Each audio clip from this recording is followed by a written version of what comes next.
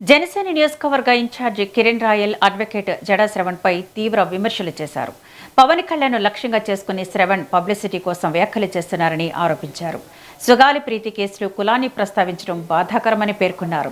ఎన్నికలో 25 కోట్లు ఖర్చు చేశామని శ్రవణ్ చేసిన వ్యాఖ్యలపై ప్రభుత్వం విచారణ జరపాలని డిమాండ్ చేశారు. జడా శ్రవణ్పై సమగ్ర దర్యాప్తు జరిపి చర్యలు తీసుకోవాలని ప్రభుత్వాన్ని కోరుతూ పవన్ కళ్యాణ్ లక్ష్యంగా చేసుకునే ప్రయత్నాలను సహించబోమని హెచ్చరించారు.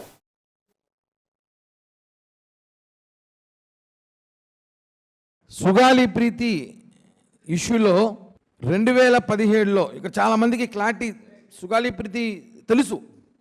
అంటే సుగాలి ప్రీతి ఎలా తెలుసు? పవన్ కళ్యాణ్ గారి వల్ల తెలుసు. పవన్ కళ్యాణ్ గారు ధర్నా చేయడం తర్వాత, మేము కవాత్ చేసిన తర్వాత సుగాలి ప్రీతి అని ఒక ఘటన 2017లో జరిగిన సంగతి అప్పుడు జనంకు తెలుసు. మేము ఇప్పుడు 2020లో చేసాం. అంటే దాని ముందు 2-3 ఏళ్ళు అయిపోయినాయి. సుగాలి ప్రీతి ఇష్యూ 2-3 ఏళ్ళు అయిపోయినా కూడా ఎవరు తెలియదు. చాలామందికి, చాలా లో పీపుల్, తక్కువ మందికి తెలుసు ఆ సుగాలి ప్రీతి ఇంటి పక్కన ఎదురింట్లో పక్కింట్లో తప్ప. ఇది వాస్తవం.